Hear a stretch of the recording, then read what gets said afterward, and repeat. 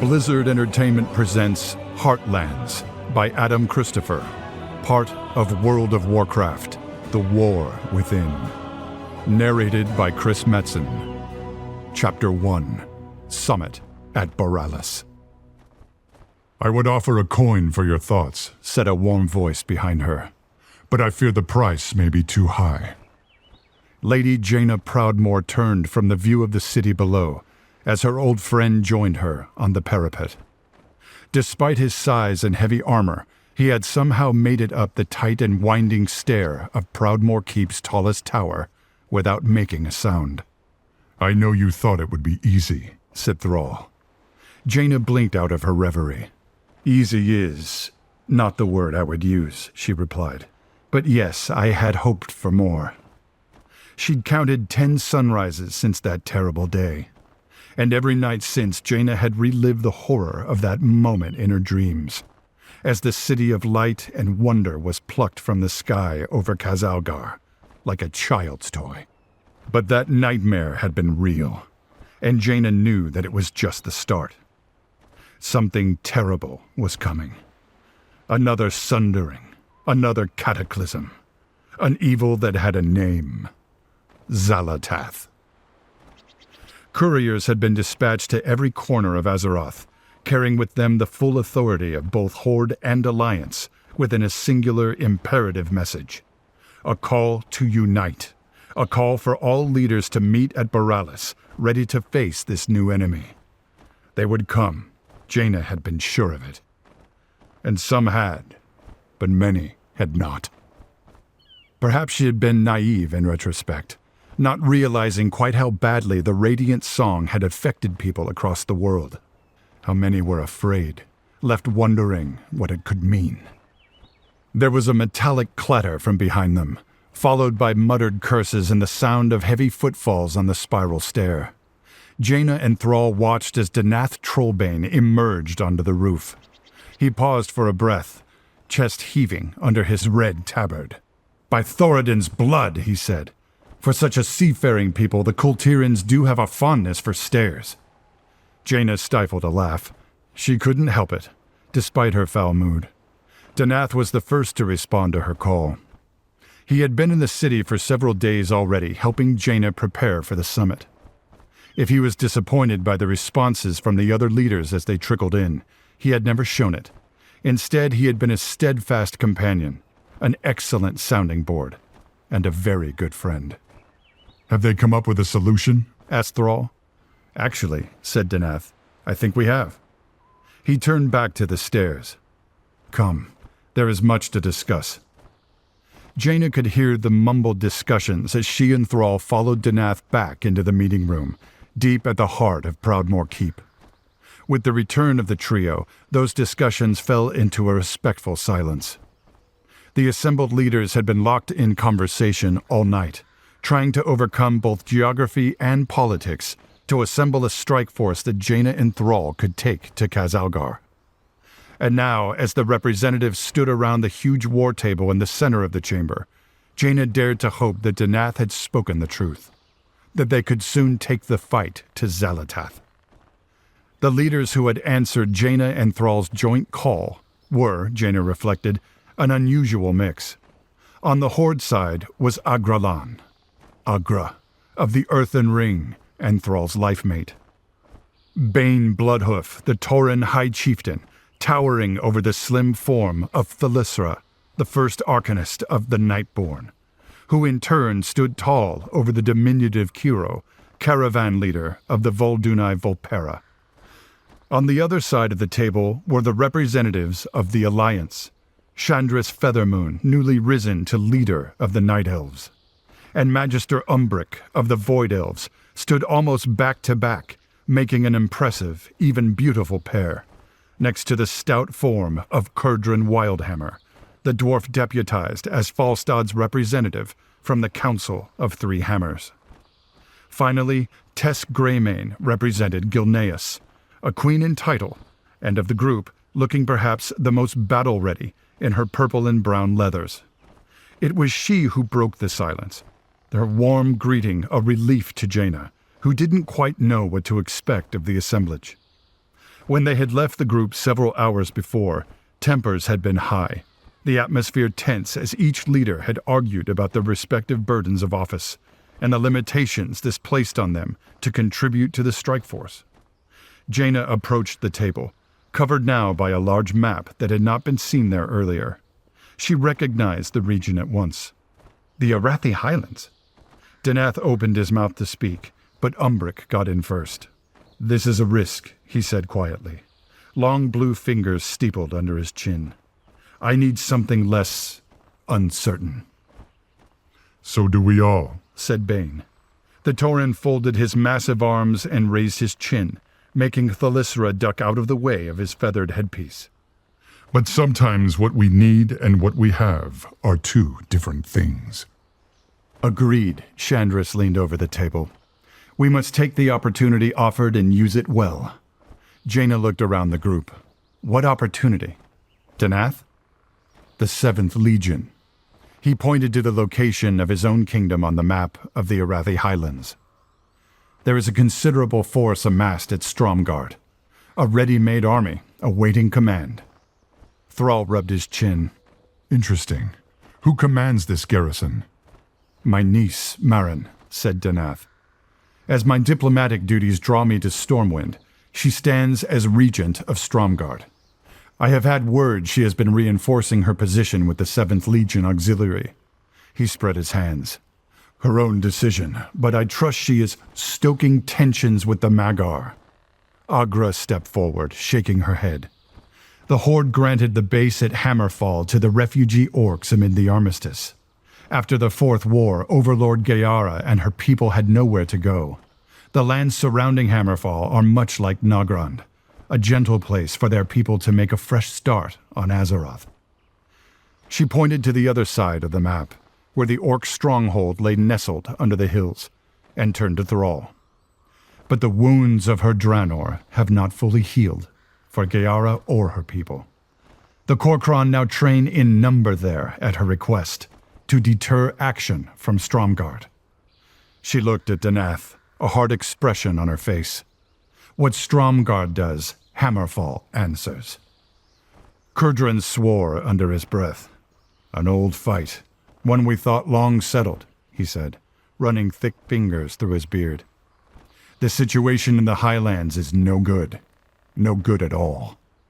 Jaina watched as Tess and Umbric exchanged a glance, and Thalyssra bent down to listen to something Kiro muttered into her ear.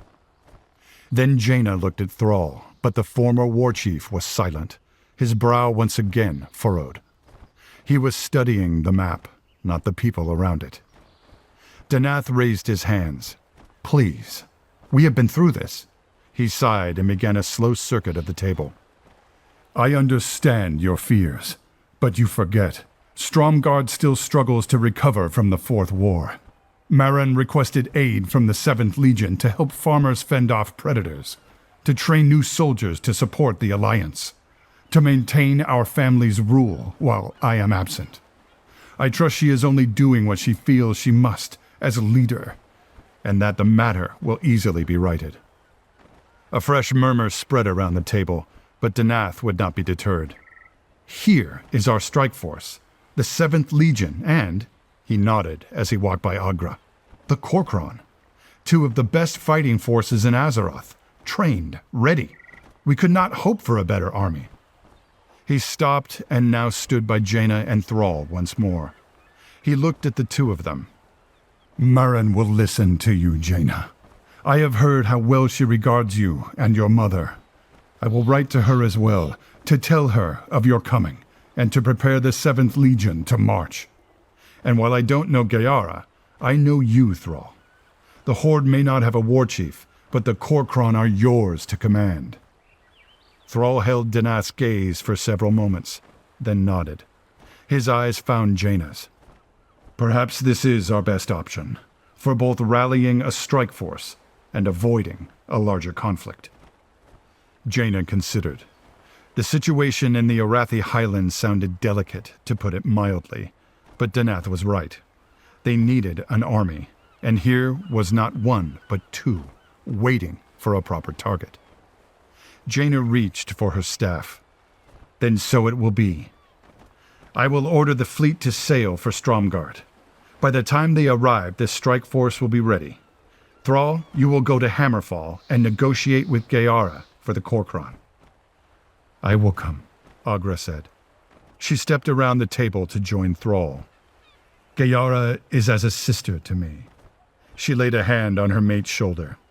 I promise she will listen. Agreed, said Jaina. Danath and I will go to Stromgard.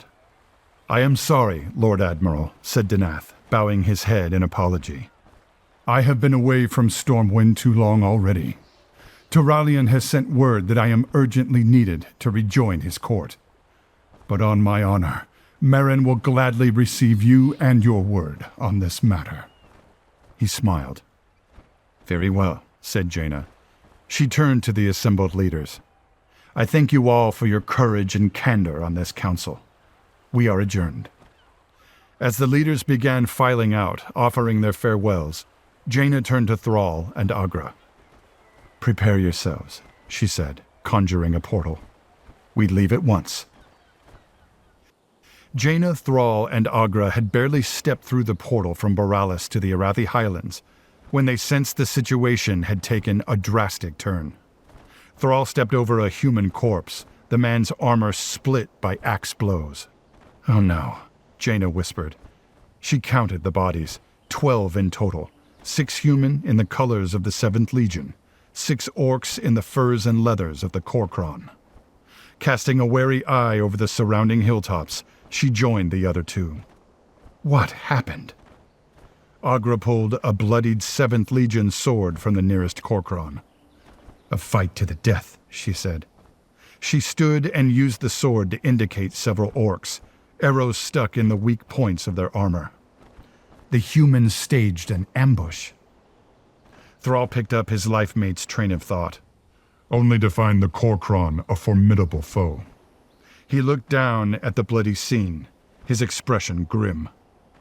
A battle of mutual annihilation. 2 small forces, equally matched in number, perhaps equally and foolishly, surprised at the strength of their enemy. He looked at Jaina. I fear we may be too late. We cannot be too late, said Agra. She dropped the sword and turned to her companions. But I agree that time is short. I will go directly to Hammerfall and stay Gayara's hand. You both should continue to Stromgard. A united front may be the fastest route to peace. Thrall nodded. Luck, my love, he said. The 2 clasped hands. Then without another word, Agra took off, sprinting for the northern hillside, which she deftly scaled before disappearing from view. Thrall watched her go, then turned to Jaina. To Stromgard, then. But as they left their cover, Jaina heard a high whistling sound. Almost before she registered it, Thrall jerked where he stood and took a stumbling step backward, the feathered shaft of a projectile emerging between his shoulder and chest armor. Jaina spun, instinctively putting herself between Thrall and the archer. She raised her staff high and cast a protective shield for cover. Another whistle, but this time the arrow glanced off the shield. That moment was all Jaina needed to spot her target. There, by the solitary tree at the top of the hill opposite, came a flash of movement. A cloaked figure broke cover, bow raised, quiver bouncing on their back as they fled. At once, Jaina balled her fist and threw it forward, sending an orb of crackling purple energy flying toward the hillside. A moment later, the tree exploded in a gout of yellow flame and pink light. But of the bowman, there was no sign. Cursing, she knelt beside Thrall. Leave it. I'll be fine, Thrall said, waving her away. He grabbed the shaft of the arrow, still protruding from his flesh, and pulled it free in a single tug. He held up the arrow to examine it. I hope, anyway. Jaina peered at the arrowhead. It was smeared with blood, the liquid near black, but there was something else too. Another substance, bright blue, oily. Her eyes widened in horror. Poison. Thrall, you... Thrall tossed the arrow to one side. then gave his injured shoulder an experimental roll. He winced. The wound was still seeping. I'll be fine, He said, then paused. but we do need to get to Stromgard, and quickly. He gestured to the hillside. Lead the way. The story continues in Heartlands Chapter 2, Echoes of the Past.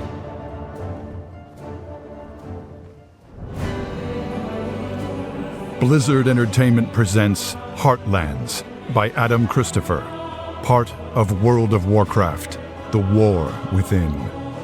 Narrated by Chris Metzen. Chapter 2, Echoes of the Past. I don't care who you are, said the guard. You can't enter with him. Jaina and Thrall stood before the gates of Stromgard. It had been years since she had visited the stronghold, and she didn't remember the entrance being so imposing. Certainly, it had never been so unwelcoming. There were 6 guardsmen at the gate, Stromgard regulars rather than 7th Legion. And above, on the towers that flanked the entrance, another 6 armed with crossbows aimed squarely at them. We are here to see Lady Maren Trollbane. Jaina raised her voice and looked up at the guards on the towers, hoping that maybe one of them would show more sense. My name is Jaina Proudmoore, Lord Admiral of the Allied Kingdom of Kultiris. This is Thrall, Orc representative to the Horde Council, who is gravely wounded. We are both here at the direction of Denath Trollbane on a mission of peace, and we have urgent business with your regent. I demand you open these gates. The guard in front of them simply shook his head. Do not make a mistake today. The Lord Admiral is here to meet your regent. I suggest you let her in. The guard remained steadfast, but there was movement behind him, and as Jaina glanced up, she saw there was one fewer soldier on the wall above.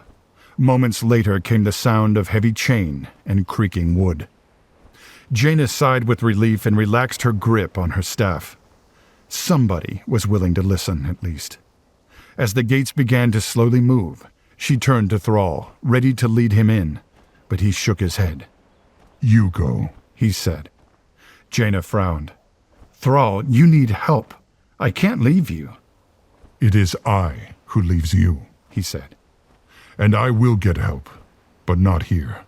I will go to Hammerfall. Agra will have spoken to Gayara by now. He nodded at the now open gates. Talk to Lady Maren. Remember our mission. Jaina sighed, then turned as the guard from above, clearly someone with both more rank and sense than his comrade, appeared before her. Follow me, he said. As soon as she stepped through the gates of Stromgard, Jaina felt the eyes of the entire city on her. All looked afraid. A common response to a battle happening outside the city walls, perhaps, though Jaina couldn't help but sense there was something strange afoot. The people scattered before her, dragging children with them, slamming doors and windows behind, as if she were the enemy. Beware the daughter of the sea. The unhappy memory sprang unbidden into Jaina's mind. She dismissed it as quickly as it arrived, but it did nothing to improve her mood. Soon they reached the keep, the doors of which opened as they approached.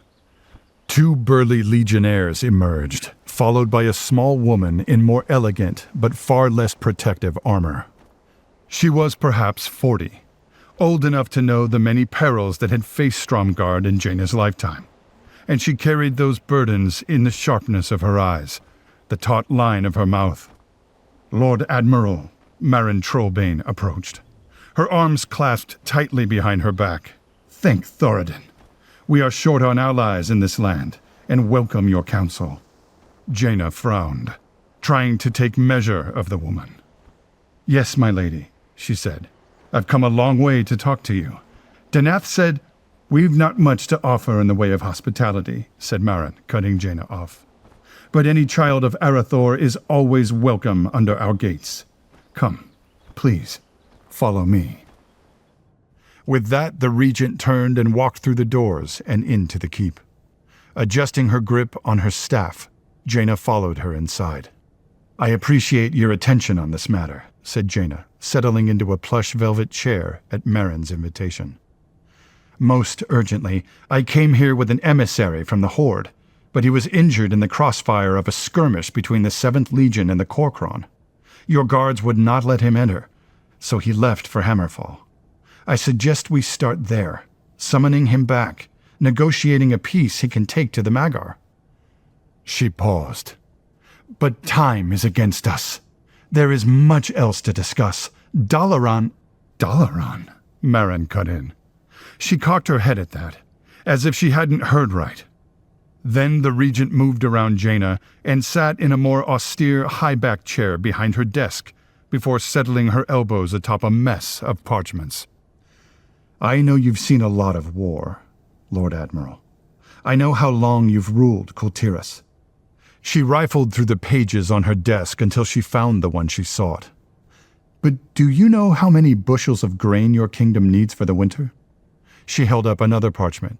How many horses plow the fields of Stormsong Valley? Another scrap of paper. The cost per hundredweight of iron ore? She shook her head. For years, Stromgarde has lost too many battles and cared too little for its people. Jaina felt stung. She was losing her. Of course, said Jaina. But there is another fight coming, one that threatens more than just our small kingdoms. It is a fight we must join against, orc and human alike. Fighting each other only diminishes the strength we must show united. Let the 7th Legion and the Korkron fight side by side, she said. And perhaps in doing so an understanding, a peace, can be found between your people and the Magyar. A peace? Asked Marin quietly. A peace, while my people mourn their kin, lost today to senseless violence? Jaina could see the woman was actually trembling with rage, but she had to press on. She tightened her grip on her staff and inclined her head in the affirmative. Marin nodded, but now she looked at her desk. I see. Now I see. She looked up. You're not here to reinforce our borders, to help us. You're here to lead the auxiliary off on another grand adventure, aren't you? Another foe to dispatch. Another glorious war. The heroes saving us one and all. Marin's expression hardened. Jaina's heart thudded in her chest as the regent's face flushed. Her words almost hissed through clenched teeth. And with the auxiliary gone, said Marin, the orcs will have their chance. They will put Stromgarde to the sword, and the highlands will be theirs for the taking. Jaina shook her head. How could that? Marin spat a laugh. I shouldn't be surprised that you've come here to ask this of me. This is what the Alliance does, asking us to sacrifice ourselves for the greater good. But I tell you now, we have been cut to the bone, while the Alliance chases its next battle. I am here for Stromgarde. These are my people. Their lives matter, and I will make sure of it. Marin, please. I am the Lady Regent and will be addressed as such. As an ally of this kingdom, you will be given proper quarter, but I think it best you depart at dawn. That afternoon, Jaina watched from the window of her guest chambers as the courier mounted a horse and with a kick of his heels tore off toward the main gate of Stromgarde, carrying with him a message to Stormwind. She hoped it was the right decision. She'd felt compelled to write to Denath, outlining her concerns about Marin and asking him to make haste his return. 1, 2, 1, 2. Thrall counted his steps, focusing on nothing else as he inched across the Arathi Highlands. 1, 2, 1, 2. But he was getting slower. He knew that. He also knew that Hammerfall was a long way away, and that the poison was doing fine work, draining his strength with every breath.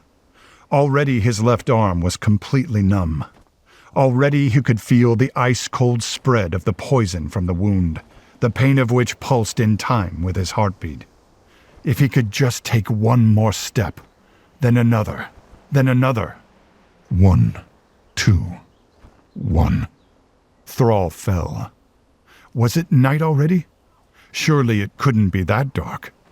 He blinked and rubbed his face with the hand that still worked, but his vision was dark and danced with black sparks. Shapes moving around him. Orcs? No. Humans. Coming in for the kill. Thrall tried to rise, but he had no strength. He raised his right hand, his fist curling around the handle of an axe that wasn't there. As Thrall's vision faded, the humans rushed towards him, surrounded him. Thrall cried out for his friend, for the Horde. He tried to rise again, but the world around him was now a cold, bottomless ocean.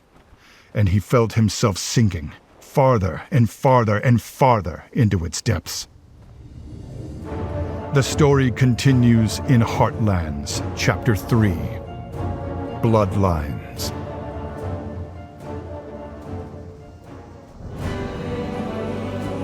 Blizzard Entertainment presents Heartlands by Adam Christopher, part of World of Warcraft, The War Within. Narrated by Chris Metzen. Chapter 3, Bloodlines. Thrall woke with a gasp. He went to rise, only for a pair of hands to push him gently back onto the cot. Easy, Amosh. Thrall blinked, his vision clear. Agra, he whispered. With her help, he sat up slowly. Then, suddenly remembering, his fingers found the spot where the arrow had struck him. It was tender, yes, but the wound was healed. The numbness in his arm gone. The Lok-Osh are skilled, said Agra. They say it may take time for your strength to return fully, but I think they underestimate your stamina. She smiled. I'm not sure they quite believe you walked all the way from Stromgarde in your condition. Groaning, Thrall said, how long was I out? A few hours, no more.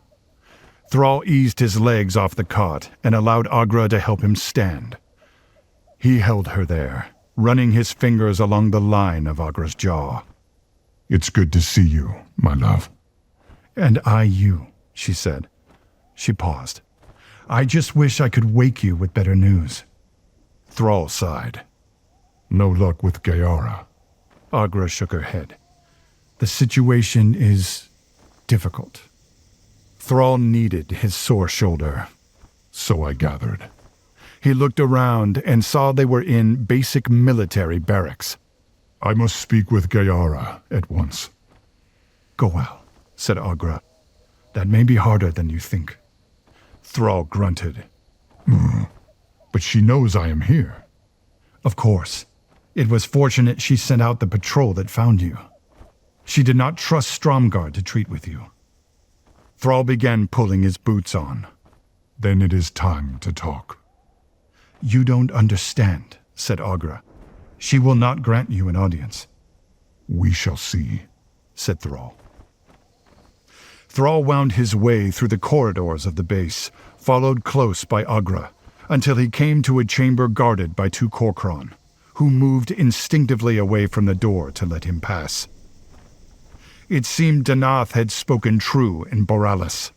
Though Thrall would never have had reason to test it, the Korkron would still defer to him in the absence of a war chief. As he strode into the council chamber, he saw Gayara standing over a table covered by maps. With 2 other orcs, the current Korkron general, Taugar, and another green-skinned, gray-bearded warrior he was surprised to see. Eitrig, Thrall cried, moving around to greet his old friend. What are the Blackrock doing here? Eitrig clasped Thrall's outstretched arm. You are not the only one on a mission of diplomacy, Thrall. But I'm glad you are here. We would benefit from your counsel. Gayara met that remark with a scowl. Eitrig has advised me to stand down, while the fields of the Highlands are still wet with the blood of our people. Her eyes met Thrall's, and in her fury, he could see a fire in her that he had often possessed himself. In many ways, he thought, he and Gayara were so alike. But I command here, said Gayara, aiming this comment at Eitrig before turning back to Thrall. and if I wanted your counsel, Goel, I would have called for it. Thrall held firm. It seems my hour is very late, and I am sorry for that. I must speak with you, Gayara. He gestured to his mate. I'm sure Agra has told you everything. She told me much I already knew, said Gayara. And you come at the worst possible time, my friend. I fear we cannot choose our moment, said Thrall. But I came here to ask for your help. Gayara sighed. And you will have it, once Stromgard is dealt with and my people are safe. Thrall glanced at Eitrig, but the old orc just shook his head. If Gayara had sought the advice of the Blackrock chieftain, then the situation was clearly bad. He needed to take a leaf from Eitrig's book. He wasn't here to browbeat Gayara into cooperation. He was here to negotiate.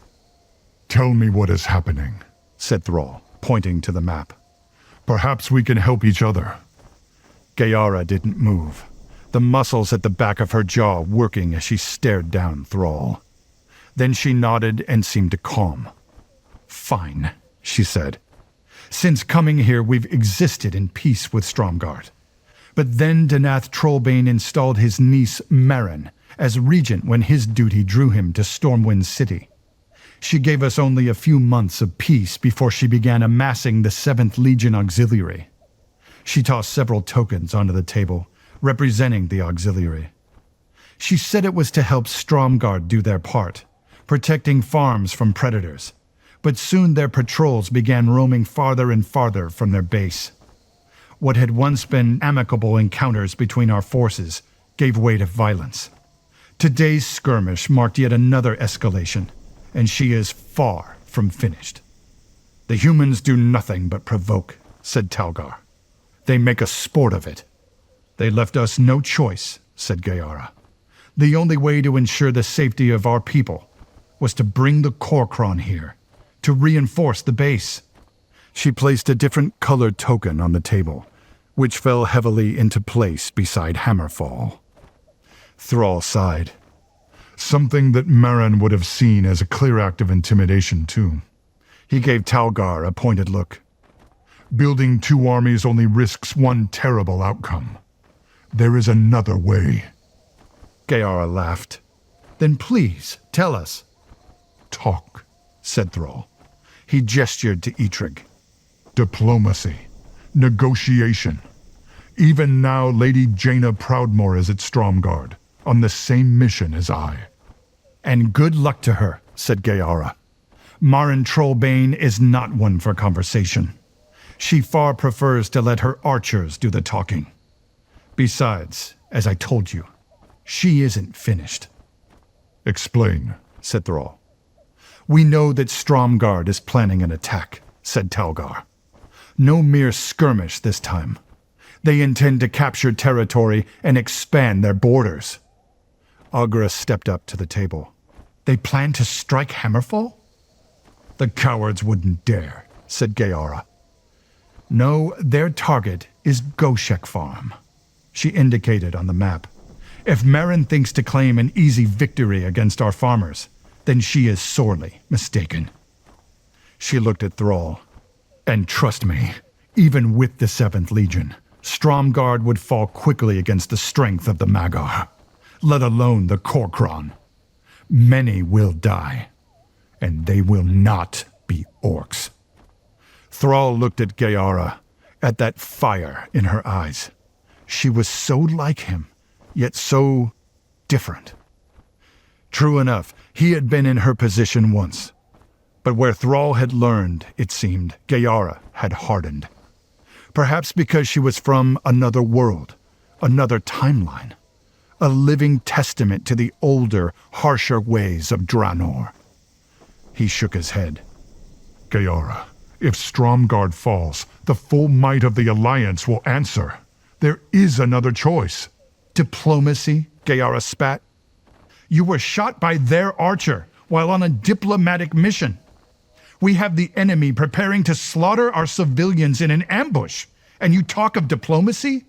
Merrin Trollbane is driven to destroy us. She sees her own victory as the only path to peace. Thrall felt the heat rise in his face as he took a step to Gayara. Then show her.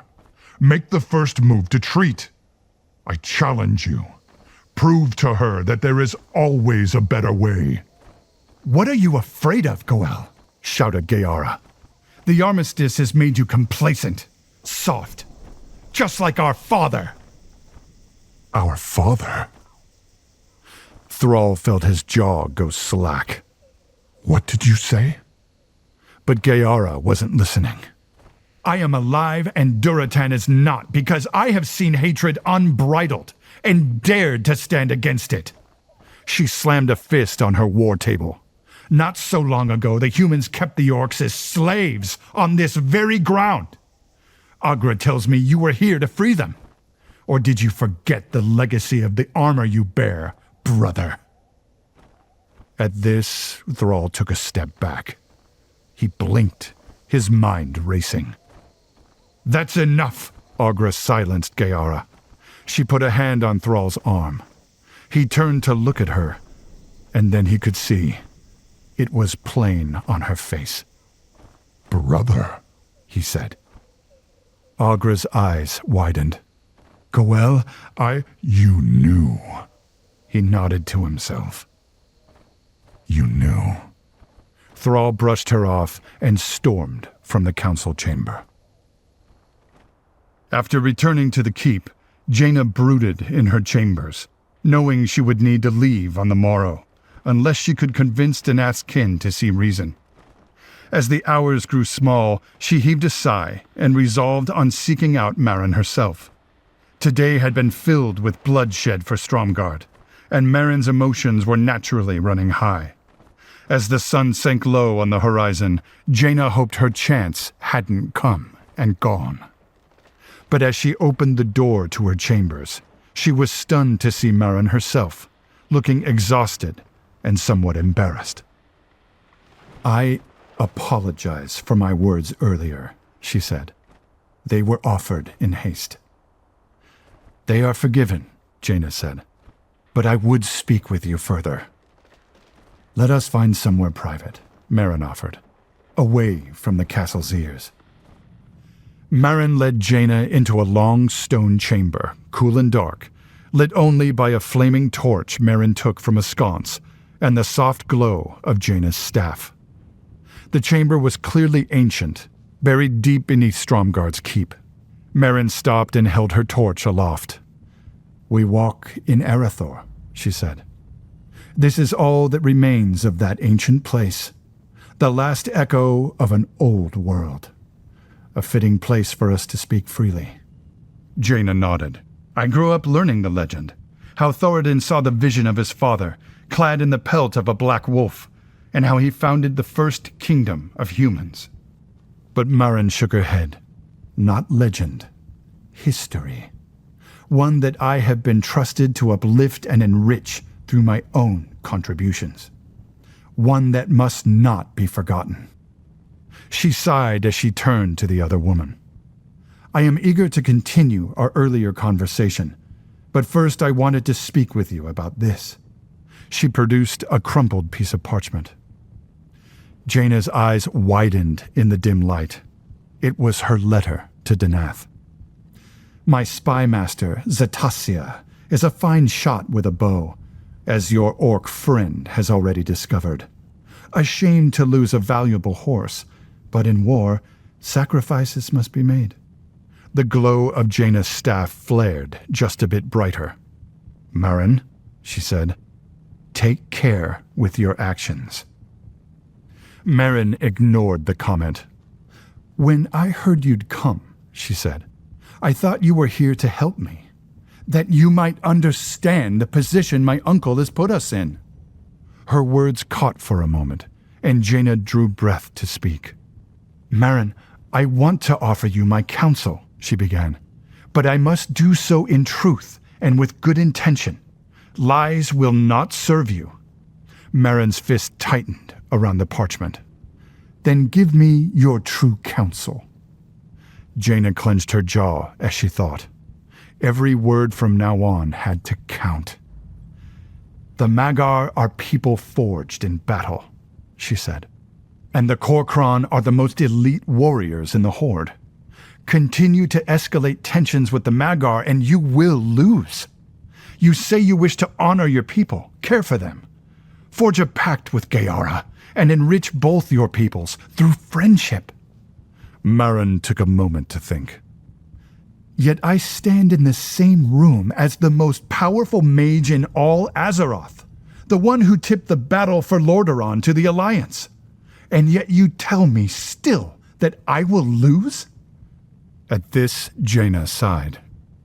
"I came to offer you my advice, Marin, not my magic." Marin held Jaina's gaze for a moment, then turned and walked toward the other end of the chamber. She stopped and knelt down, her torch revealing a large, dark mass on the floor. Jaina followed Marin over, then gasped as she saw what it was. It was a dead wolf, still wearing the harness of its Korkron raider. She'd spoken with Thrall many times about the Orcish mounts. For the Frostwolf clan especially, the relationship between Orc and Wolf were based on respect and friendship, rather than discipline and domestication. The poor creature was huge, its thick black fur shining in the torchlight. Marin stood and, placing her torch in a wall sconce, pulled a short knife with a curved blade from her belt. She grabbed the wolf's fur at the back of its head and lifted. The creature's jaw hung open, revealing dagger-sharp white teeth. "Our people are broken," Marin said as she got to work.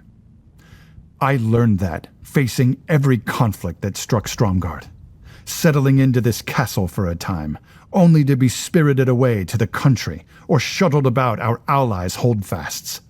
Through it all, I read nothing but our glorious histories, watching as my parents died and my uncle rode to war again and again. I sat in this keep, feeling helpless, realizing what precious little remained of the legacy of Arathor." Jaina could only watch in horrified fascination as Marin began to skin the wolf, sickened by what she knew this ritual represented. Dalaran's fall marks the passing of yet another human kingdom, though it had become unrecognizable in recent times. Gilneas succumbed for so long to blight, and we do not speak of what transpired in Alterac or Lordaeron. There came a terrible ripping sound as Marin separated skin from muscle and bone. "You nearly lost your seat in the Fourth War. And Stormwind? What used to be a backwater country now leads us, determines what cut of the Alliance's takings we may taste?" The regent of Stromgarde cut the skin carefully from the back now, hefting her prize with a spatter of blood. Sheathing the knife, Marin dragged the pelt clear of the wolf and laid it out over the ancient flagstones of Arathor. "The people look to us for strength, but we sell it, time and again, to the Alliance. We send their armies our grain, while the Stromics starve. We send them our fighters, while our children grow up not knowing their storied legacy.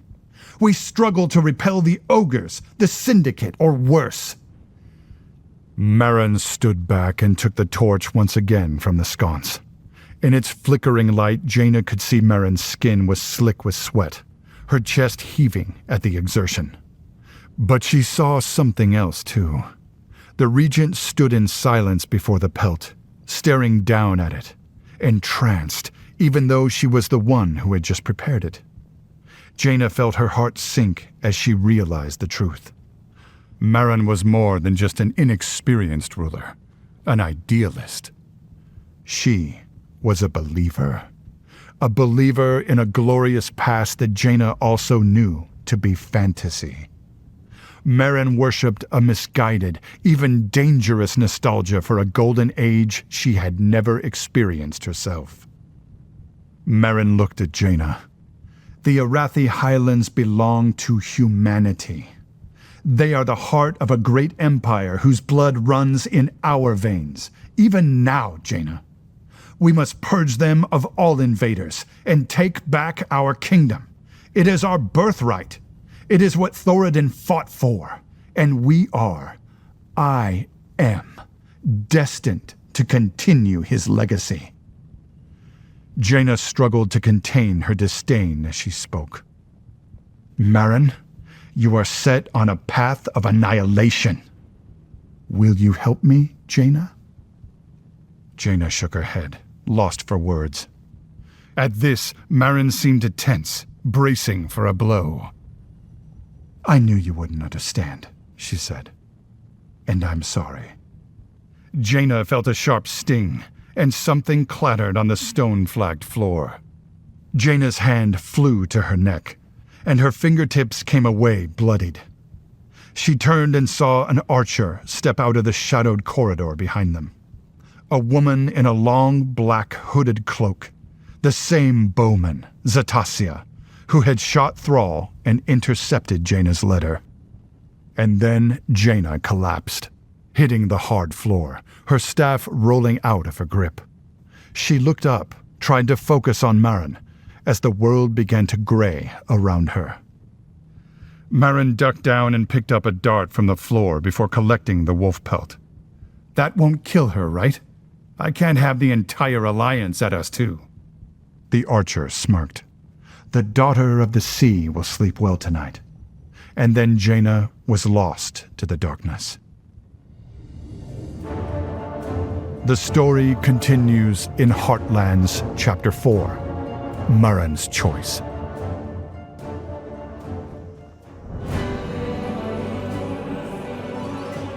Blizzard Entertainment presents Heartlands by Adam Christopher, part of World of Warcraft, The War Within. Narrated by Chris Metzen. Chapter 4, Marin's Choice. Goel. He didn't turn as Gayara climbed the watchtower. For a moment, he felt the heat of anger rise again, but he quickly quelled it. He had spent hours in solitude and had thought much about what had been revealed, and how he felt about it. He still wasn't sure, but he did know that he wasn't here to fight Gayara. The Magar leader leaned on the wall next to him. He could feel the tension between them, and he didn't like it. He sighed and turned to face her. I'm sorry. Gayara bowed her head. It is I who should apologize. I wanted to tell you when the time was right. You should never have found out in the middle of a war council. She looked up and met Thrall's gaze. I'm sorry. Truly. I allowed my anger to take over. So did I, said Thrall. And the truth is, I am angry. But I know that feeling will give way to gratitude in time. She barked a laugh. Gratitude? Agra and I should keep secrets from you more often, it seems. He smiled. You are a gift, Gayara, truly. One I never expected to receive. To know I have a sister, even one from a world, a timeline different from mine. To know that I am not alone. To know that through you, I can learn about our parents, even as we learn about ourselves. Duratan and Draka. At least my Duratan and Draka would have loved you, said Gayara softly. Just as they loved me. I should not have spoken ill of our father before. I shamed his memory. It saddens me that you never felt that love. Thrall shook his head. I had the good fortune to know them for a time, before you were born, and to meet our mother's spirit in the Shadowlands, to fight alongside her. These encounters alone were enough to fill my cup, but to have a sister too. I hope to know you better, and to hear your memories of Duratan and Draka, if they are not so painful to share. We are nothing but the sum of our memories, all of us. Duratan and Draka live on, through us. They fell into a more comfortable silence. About Agra, Gayara said, Please do not be hard on her. Thrall nodded. I've thought of little else besides you and Agra these last few hours. I know the heavy burden a secret can be, and I know it was not hers to share. Gayara inclined her head. They moved to the other side of the watchtower, where Thrall could look down into the muster yard of Hammerfall. Even as night fell, the Korkron were busy training. You are a fine leader, sister. Must run in our bloodline. Thrall sighed. Even as he did not want to turn to it, there was more urgent business at hand. You must hear me, Gayara. I have seen enough injustice against our people to fill a lifetime. Several lifetimes. But I have always tried, at least, to stay true to a single path, to walk toward an ideal that all our people can strive for. He gestured at the activity down in the yard. Sometimes that ideal must be reached through battle, but more often it can be reached through peace. Gayara shook her head. Marin will not speak with us, Goel. She doesn't care about our claim to this territory. She does not believe in our right to exist at all. She will not stop until the flag of Stromgarde flies over this very watchtower, or it is razed to the ground. She sighed. At least when the Magar faced the Lightbound, they offered us a choice. Thrall nodded, acutely aware of the history Gayara spoke of. Your first responsibility is to your people, he said. I will not deny that. But I will give you this challenge, Gayara. Find where Stromgarde is hurting. Seek out the pain that drives them to this path, and you may find that better way. Perhaps Marin will never choose peace over victory, but the people of Stromgarde might. He looked up at the far horizon as the two moons of Azeroth, the White Lady and the Blue Child, began their journey skyward. It is not just the Arathi Highlands that are in danger. It is all of Azeroth. A horn sounded, distant. Gayara froze, then ran to the opposite wall. Thrall followed and soon spotted a raider tearing up the road to the main gates. The orc blew his horn again, this time answered by the same from within Hammerfall itself. "Raider!" yelled Gayara, leaning over the parapet. "What news?" The 7th Legion! The Stromic army! The raider's wolf mount rose up on its hind legs and howled at the rising moons. They march! We're under attack! Jaina woke with a start. The room was dark and eerily quiet. She sat up only for the thundering pain in her head to almost send her back to oblivion. Closing her eyes, she counted to 10, then tried again, slower this time. This seemed to work. She saw she was back in her quarters, but it was now night. She gingerly felt her neck. Zatasia's dart had only just grazed her, but it had been enough to deliver a knockout dose of sleeping poison. Or had it? Because now Jaina was awake, and while it was night, she realized that the effects of the poison had worn off far sooner than Marin had planned. She moved to the window and opened the drapes, revealing a city brightly lit by 2 moons high in the night. A city that was quiet and still. Far too still. While it was reasonable to expect the citizens of Stromgarde had retired for the night, there was also no sign of the 7th Legion, or Stromic army, below. It didn't take Jaina long to realize why. She could hear it, distant but clear. The shouted commands, loud over the clank of plate armor, the thunder of many steel boots marching beside the trot of heavy horses. And there, coming out from behind the far city wall, ordered rows of flaming torches, carried by troops as they advanced in the night toward the orcish holdings. Jaina wasted no time. She had to stop Marin before it was too late. Picking up her staff from the floor, Jaina focused her power and teleported out of the room. Atop a crest a few miles from Hammerfall, Thrall swiftly dismounted, ducking down into the shadowed cover of the tall rocks to get a view of the battlefield. He turned at the sound of Agra's mount following up the slope, waving a hand for her to join him in the shelter.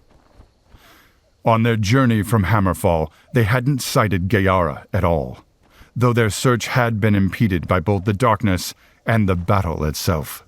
Even now, as he and Agra watched the fighting below them, It was all Thrall wished to be able to somehow stop the bloodshed. It wasn't just the warriors who had died needlessly this night. There were civilians too, common folk on both sides who had made the Highlands their home and who now found themselves in the middle of a pointless, bloody fight. Goel, there! Thrall followed Agra's outstretched hand, and yes, there was Gayara. The Magyar leader, still on her mount, was perhaps half a mile distant, her axe swinging as she fought off one hapless Stromic soldier who dared get too close. As the man fell, Gayara reined in her mount, then disappeared down a hillside. Come, Thrall said. we must get to her. But Agra did not move. You have your mission, she said, but there is more I might do. She pointed down at the battle. I can feel the elements would lend their aid to stopping this violence, even if it means tearing the very earth of the Highlands apart. It is there I must go. Jaina materialized back in the same hollow she and Thrall had first arrived in. She spun, senses alive to the battle already raging around her. At her back, a squad of 7th Legion, recovering from the surprise of her sudden arrival, lifted their weapons as warriors of the Korkron appeared on two sides from behind the ridgeline. The orcs, their battle cry loud enough to make Jaina's ears ring, charged down the slope. The humans answering braced themselves for combat. Jaina was caught right in the middle. Spinning on her toes, she swept her staff in a great horizontal arc, the crystal lighting the hollow with its magic, her hands radiating frost and snow. Around her, a water elemental spawned with a great splash, the apple-sized globe of blue and pink light growing instantly into a towering giant of energy. It surged out, rolling like a wave as it pushed both humans and orcs out of the hollow. Racing up the slope, already conjuring another elemental, Jaina saw a troop of warriors engaged in a fierce melee. Staff alight, Jaina channeled the arcane. She might not be able to stop the battle single-handedly, but she could do her best to keep the combatants apart and casualties low. Gayara raced across the battlefield, cutting through the wheat fields of Goshek Farm on her mount, axe high to rally the Korkron as the army spilled out behind her. Already the 7th Legion was close to their holdings. Already she could hear the din of battle as advanced raiders from both sides clashed in the shadowed foothills of the Arathi Highlands. To attack at night was madness, Gayara knew, but she expected nothing less from Murren Trollbane. She did not expect to see flashes of vibrant color in the distance, however.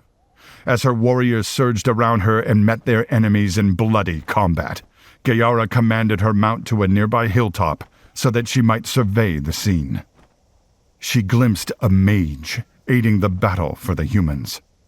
Jaina Proudmoore. Gayara felt the fury burn within her. It seemed the Alliance treachery ran deeper than her brother knew. She would put a stop to this interference. With a battle cry, Gayara kicked her heels into her mount and rode off toward the mage. But as she crested the next hill, she realized all too late that she had charged straight into an attack. She saw the flash of light, bright as the morning sun's first shard, and then the water elemental, summoned by Jaina, barreling toward her, growing in size until it filled her entire vision. Gayara knew it was too late to even try to outrun it, but she still pulled the reins of her mount, turning the beast, which howled in protest in a last-ditch attempt to avoid contact. The elemental struck her like a runaway Kodo, and as the magical creature vanished in a splash of purple light, Gayara found herself thrown from her mount. The story continues in Heartlands Chapter 5, The Battle of Goshek Farm.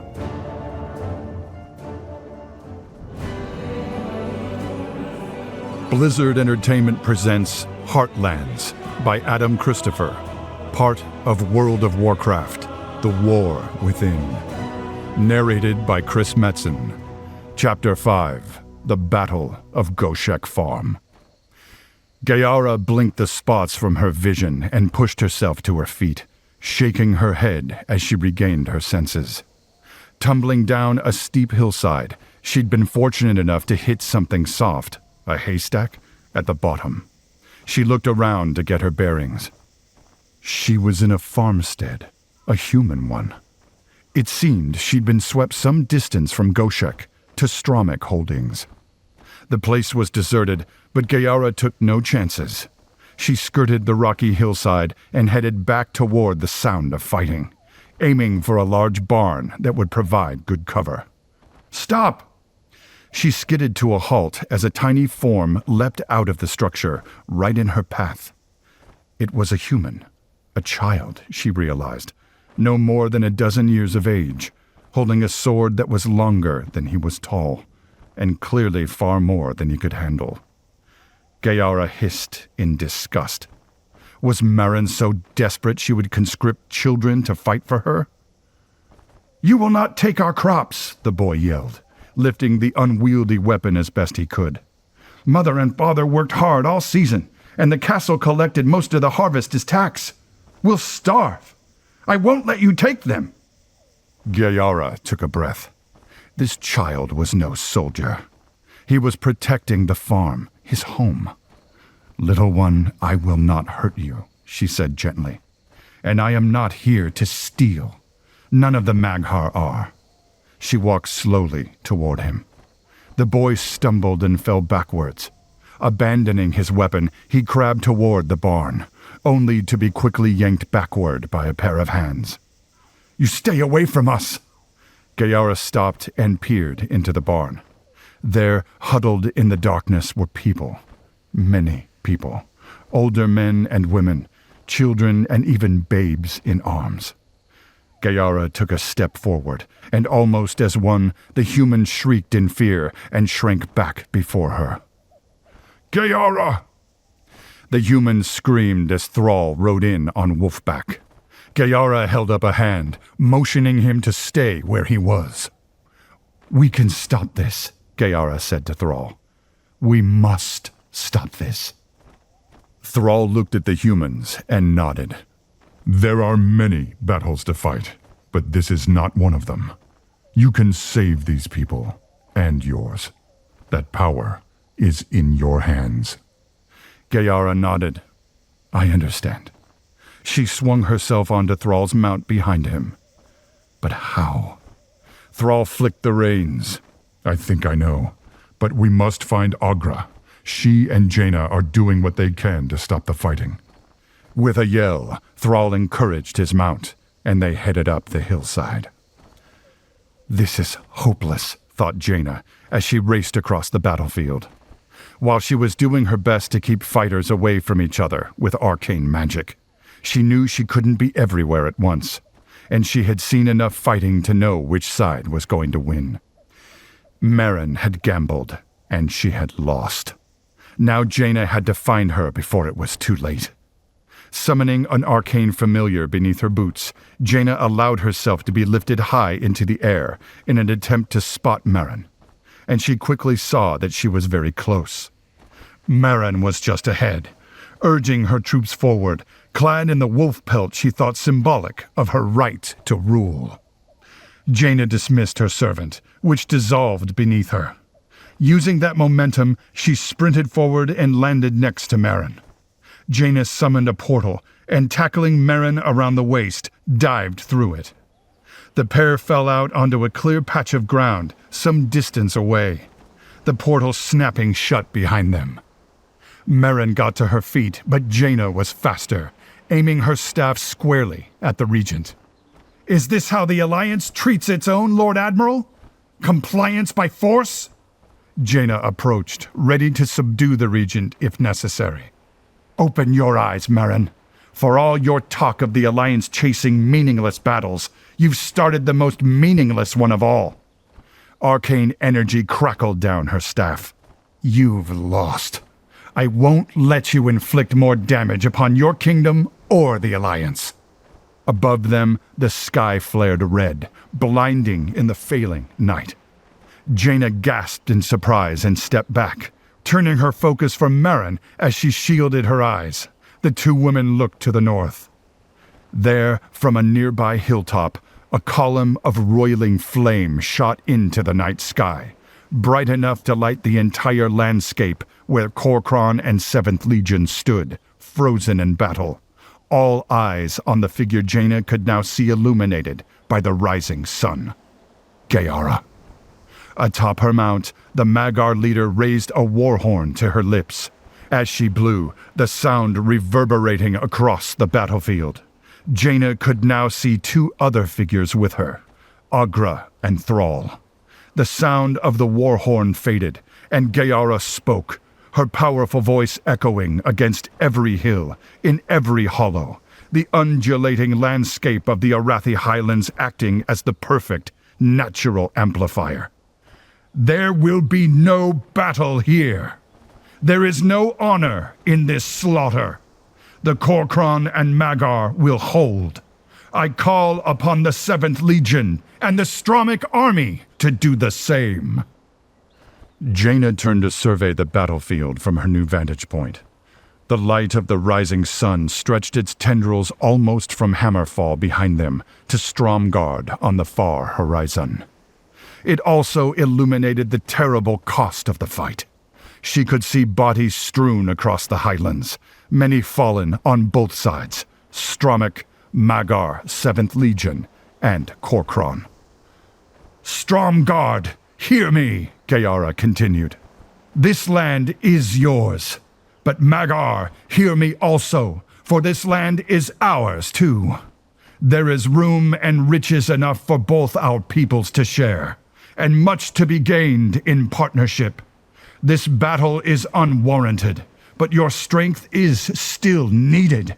There is a new land waiting, a new enemy too, not just of the orcs or of the humans, but of all peoples of Azeroth. We sail for Khazalgar. I challenge the 7th Legion to have the strength to sail with us. There was silence across the battlefield.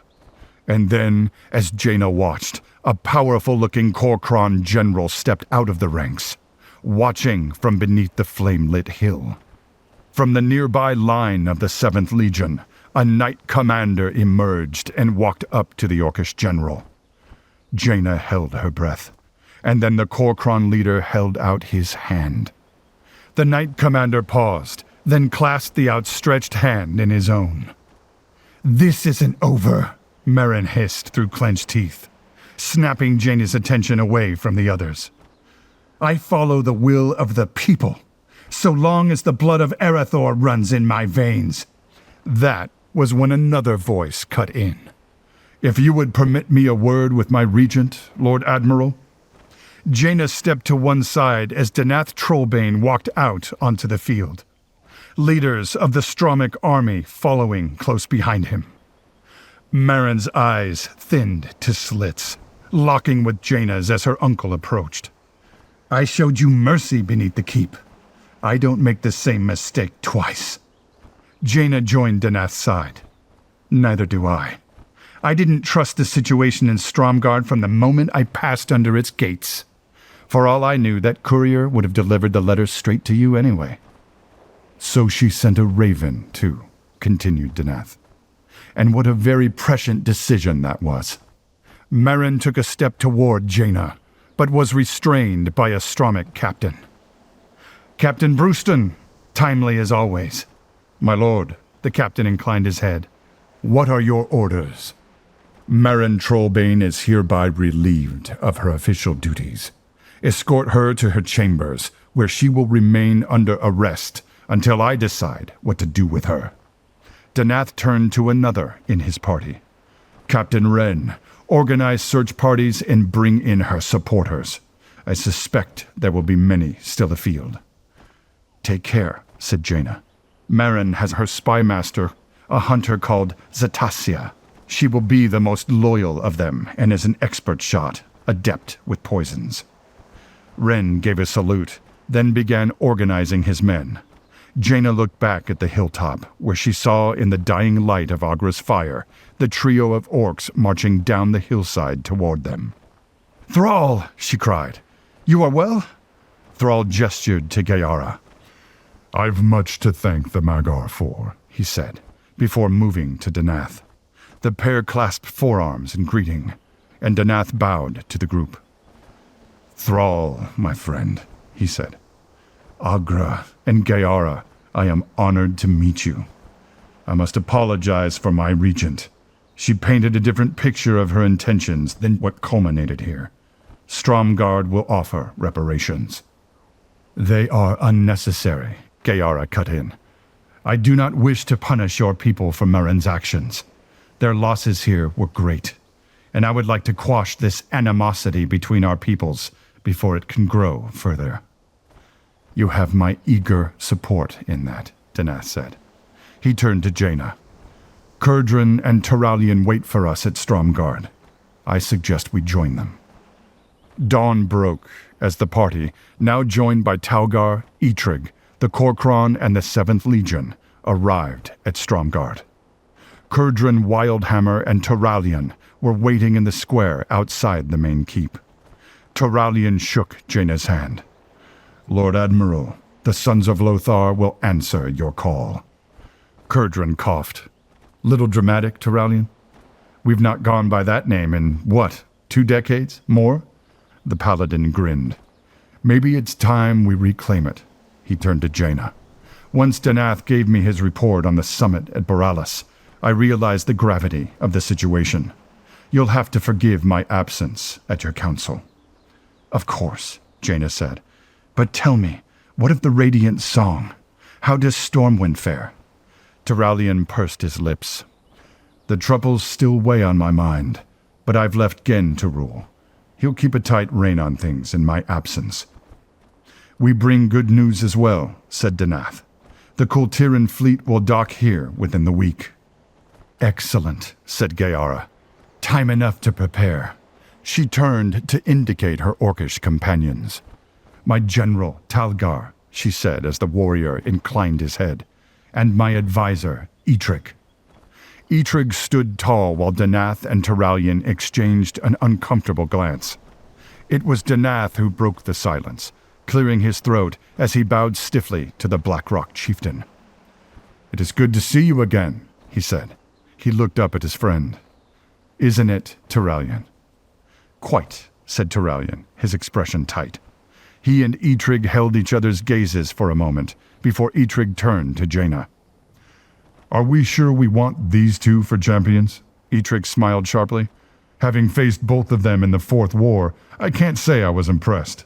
Surely the Alliance can offer someone a bit younger?" Kurdran snorted a laugh before Jaina stepped between the trio. "We should hasten to make our plans," she said, turning a diplomatic smile on Eitrig. "An excellent suggestion," said Danath, letting out a long-held breath. "Please, if you will all follow me." The group headed toward Stromgarde Keep, Thrall and Agra at the rear. Now that the current crisis had been contained, the weight of their mission once again took precedence. Agra took Thrall's hand in hers. "It would seem you have your strike force." Thrall nodded. "We must not fail," he said. "The fate of the world depends on it." "And we won't," said Agra. "We have won this battle. We will win the next. What is it that troubles you?" Thrall looked up at the gates of Stromgarde. He would not soon forget standing before them, closed against him in hatred as he knelt, dying on the cobbles. Yes, they had succeeded in the end, but at what cost? As they turned their attention to Xalatath and her machinations, what seeds of hatred grew their roots ever deeper in the Arathi soil?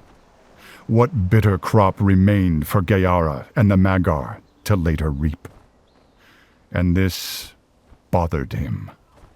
Marin was under arrest, yes, but she had supporters, including her spy master who, according to Jaina, had shot both of them and remained at large. A dangerous loose end to leave, but Thrall had to trust that Danath's loyalists would be successful in their hunt, that they could stamp out what had started fermenting here. "These old hatreds," thought Thrall. "With every victory they still remain. Perhaps they can one day be solved. Perhaps."